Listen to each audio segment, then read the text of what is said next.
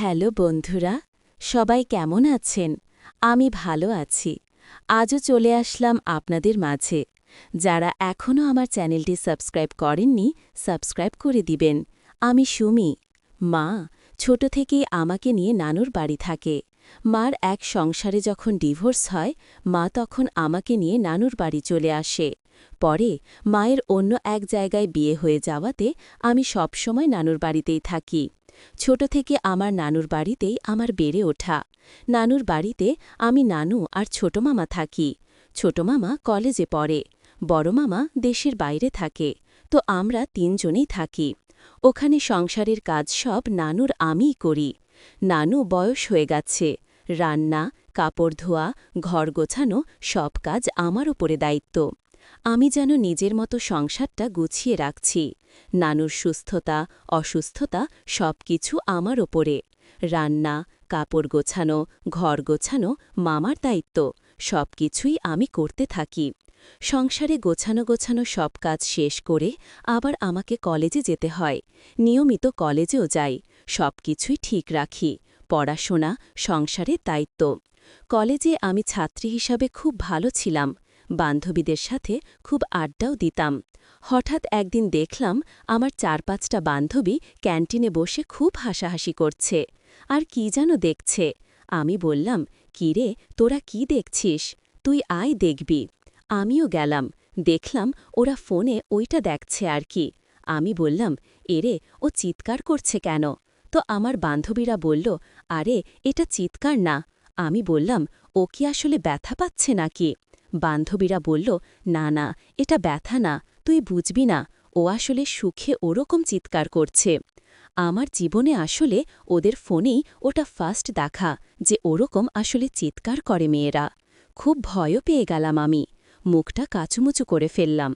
আমার বান্ধবীরা আমাকে দেখে একে হাসতে লাগল। বলল, "দেখ সুমি, কি করে?" বললাম, "হ্যাঁ, আমার তো ভয় করছে এগুলা দেখে।" ওটা দেখে বাসায় ফিরলাম। সারাটা রাত আমার মনের মধ্যে এটা খেলতে লাগল যে আসলে ওরা সত্যি ব্যথা পাচ্ছিল নাকি সুখে কাতরাচ্ছিল। এটা কেমন যেন ৭-৫ মনের মধ্যে ঘটতে লাগল। আমার ফোন ছিল না। মাঝে মাঝে আমি ছোট মামার ফোনটা নিয়ে আসি। নিয়ে এসে আমি টিকটক দেখি, এগুলা নাটক দেখি, এগুলা দেখতাম। ছোট মামা যখন বাইরে যেত, ফোনটা আমার কাছে রেখে যেত। তো আমি আর নানি এক রুমে থাকি, আর ছোট মামা থাকে এক রুমে। একদিন নানি তো খালামণির বাসায় ঘুরতে গেল। শুধু বাড়িতে আমি আর ছোট মামা থাকতাম। ছোট মামা বাজার করে নিয়ে আসত, আমি রান্না করতাম। ছোট মামা তার পরনের কাপড়গুলা কলেজ থেকে এসে আমার কাছে ফেলে দিত, বলতো, "ধুয়ে দে।" আমিও ধুয়ে দিতাম। যেন ছোট মামা এমন আবদার করত, মনে হয় যে আমি তার বিবাহিত বউ। আমি কিছু বলতাম না, যেহেতু সংসারে নানি বুড়া মানুষ, আমার তো এগুলা করতেই হবে। আমি এই কাজগুলা সবসময় করতাম। একদিন ছোট মামা ফোনটা রেখে কাজে চলে গেল, বাহিরে কোথাও যেন গেল। আমি ফোনটা নিয়ে সে দেখতে শুরু করলাম। দেখলাম ছোট মামার ফোনেও এইগুলা, যেগুলা আমার বান্ধবীরা দেখছিল। আমি রুমে নিয়ে এসে দেখতে শুরু করলাম। ওমা, দেখতে দেখতে ভালোই লাগছিল, কেমন শব্দ করছিল আর চিৎকার করছিল। এগুলা দেখতে দেখতে আমারও যেন কেমন ইচ্ছা হলো যে আসলে এটা তো একটু অনুভূতি হচ্ছিল, দেখি না ট্রাই করে কেমন হয়। তখন দেখতে দেখতে আমার ইচ্ছা জাগল যে আমিও এভাবে করি। আমি কেমন যেন একটু হয়ে গেলাম। ওটা দেখতে দেখতে আমিও শুরু করে দিলাম। এখন দেখলাম যে সত্যিই তো কিছু না করতেই মুখ দিয়ে এই আওয়াজগুলা বের হয়ে আসছে। আমি খুব সুখের ভাবে এগুলা করতে লাগলাম। হঠাৎ মামা চলে আসলো। আমি বুঝতে পারলাম। তাড়াতাড়ি এটা বন্ধ করে দিলাম। বন্ধ করে দিয়ে মামার রুমে ফোনটা রেখে আসলাম। ওই দিন তো বাছাধন বেঁচে গেলাম। মামা দেখেনি। পরপর 2 দিনই আমার হাতে ঘুম হতে লাগল না। আমি মামার ফোনটা নিয়ে এসে সেগুলা দেখতাম। আর ওগুলা আমি ওইভাবেই সেম ওগুলা দেখে দেখে ওভাবে করতে লাগলাম। দেখলাম খুব মজা। আসলে এভাবে রাতের পর রাত করতে লাগলাম। একদিন রাতে মামাও ঘুমিয়ে গেছে, মামার দরজা খোলা আছে। খুব ইচ্ছে করছিল, বাইরে বৃষ্টি হচ্ছিল। ভাবলাম মামার ফোনটা নিয়ে আসি। অনেক রাত ছিল তখন, আসলে ঘুম ভেঙে গেছে, কি করব। মামার রুমে গেলাম, ফোনটা নিয়ে আসলাম। ফোনটা নিয়ে এসে দেখা শুরু করলাম। দেখতে দেখতে নিজে ওইটা চালাইতে লাগলাম। খুব ভালোই লাগছিল আমার কাছে। আর আস্তে আস্তে বাসায় কেউ ছিল না, নানি ছিল না। আমিও ওরকম আওয়াজ করতে লাগলাম। ঠিক ওই মুহূর্তে মামা আমার রুমে উঠে আসলো। উঠে এসে সরাসরি মামা তো আমাকে সব দেখেই ফেলল আমি এগুলা করছি। আমি তো আর তাড়াতাড়ি করে ড্রেসগুলা পরতে গেলাম, মানে আমি হতম। মামা তুমি এখন, মামা বলল, তুই এসব কি করছিস? বললাম, কেন মামা, তোমার ফোনে এগুলা দেখছি, দেখে আর থাকতে পারলাম না, কি করব বলো? মামা বলল, তার মানে তুই প্রতিদিন আমার ফোন নিয়ে এসে এগুলা করিস? বললাম, হ্যাঁ মামা, দেখলাম তোমার ফোনে দেখতে দেখতে নিজেকে আর ঠিক রাখতে পারলাম না। মামা পরেই তো শুরু করে দিলাম। সত্যি মামা অনেক মজা, এটা জানো তুমি? পরে এটা বলতে বলতে আমি না ড্রেস পরতে গেলাম। মামা ড্রেসটা আমার হাত থেকে কেড়ে নিল। মামা বলল, এগুলা কতদিন ধরে করিস? আমি বললাম, অনেক দিন মামা, বান্ধবীদের ফোনে দেখার পরে তোমার ফোনটা নিয়ে আসা শুরু করি। আর সেই থেকে প্রতিদিন দেখি, সকাল বিকাল যখন ইচ্ছে হয় এগুলা করি। মামা খুব ভালো লাগে আমার। কেন মামা, তোমার কোনো সমস্যা? মামা বলল, তুই তাহলে অনেক বড় হয়ে গেছিস, আমি তো বুঝতেই পারিনি তোর এত আসলে। ওইটা আমি বললাম, মামা হ্যাঁ আমি তো বড় হয়ে গেছি, আমি বড় হয়ে গেছি, আমার সব কিছুই বড় হয়ে গেছে, তুমি দেখতে পাও না? মামা বলল, আমি হঠাৎ ফোনটা বালিশের পাশে না পেয়ে ভাবলাম তুই ফোন নিয়ে আসছিস, তাই ফোনটা নিতে আসলাম।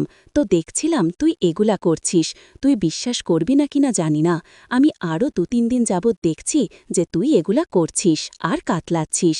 আমি বললাম, মামা তাহলে দেখেছ, আমাকে কিছু বললি না কেন?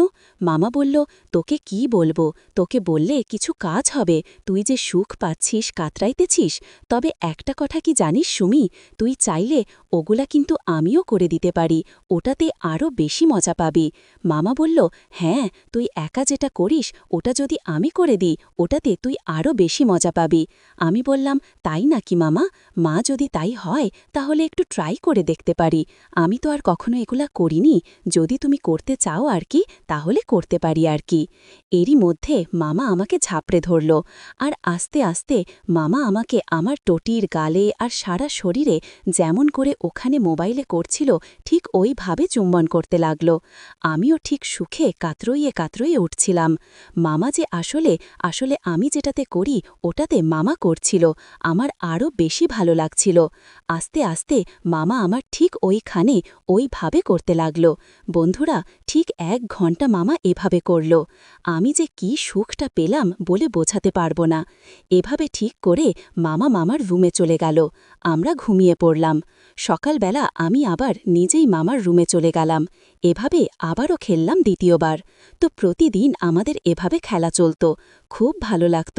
কলেজ থেকে এসেই শুরু করতাম, যখন একটু রুম ফাঁকা পেতাম তখনই শুরু করে দিতাম। এভাবে চলছিল আমাদের দিনকাল। হঠাৎ করে আমার বিয়ে হয়ে গেল, শ্বশুরবাড়ি চলে গেলাম। মাঝে মাঝে যখন নানু বাড়িতে যেতাম ঠিক ওইভাবে একইভাবে আবার মামার সাথে খেলতাম।